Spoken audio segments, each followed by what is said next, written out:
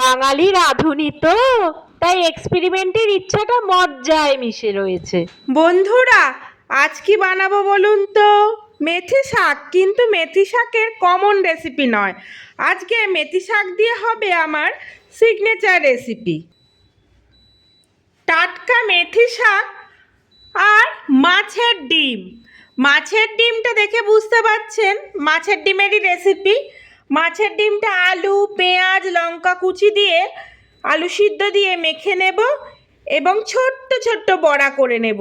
তাই এবার এই আলু সিদ্ধটা দিয়ে, মাছের ডিমটা দিয়ে, পেঁয়াজ দিয়ে, লঙ্কা দিয়ে খুব সুন্দর করে মেখে নেব। জানেন তো, আলু সিদ্ধ দিলে খুব নরম হয়।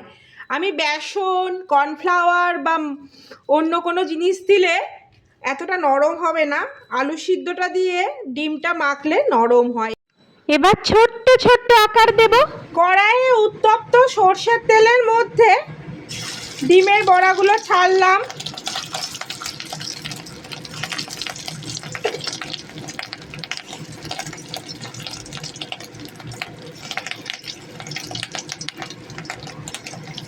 এক পিঠ ভাজা হবে, এবার উল্টানোর পালা।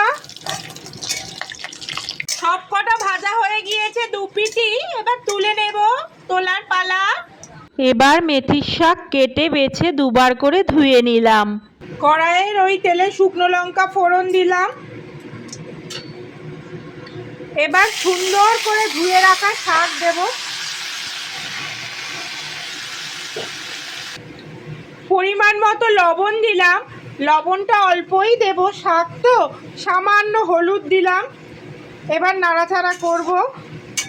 দেখছেন কত জল বেরিয়ে গেছে? কিছুই নয়, এই জলটা ধীরে ধীরে শোকাবে। দেখতে পাচ্ছেন শাকটা কমে কতটুকু হয়ে গেছে, ভাজা ভাজা মতো হয়ে গেছে, জলটা শুকিয়ে গেছে। এবার হাফ চামচ মতো চিনি দেব।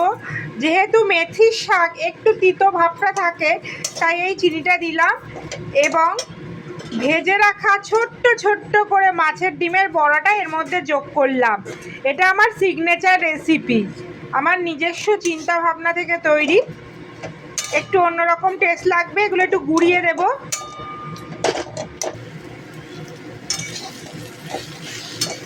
দারুণ লাগছে খেতেও, আশা করি খুব সুন্দর হবে। মাছের ডিমের তো একটা অন্যরকম টেস্ট। বন্ধুরা, তাহলে রেসিপিটা দেখে নিয়েছেন। খুব সহজ ছোট্ট রেসিপি, এটা নিজস্ব চিন্তা ভাবনা থেকে তৈরি। মেথি শাক ভাজা, তবে মাছের ডিমের বড়া দিয়ে। মাছের ডিমের বড়া দিয়ে মেথির শাক ভাজা খুব ভালো হয়, করে দেখবেন একদিন। সবাই ভালো থাকবেন। আপনাদের ভালোবাসায় ভরা লাইক ও কমেন্টসের অপেক্ষায় রইলাম।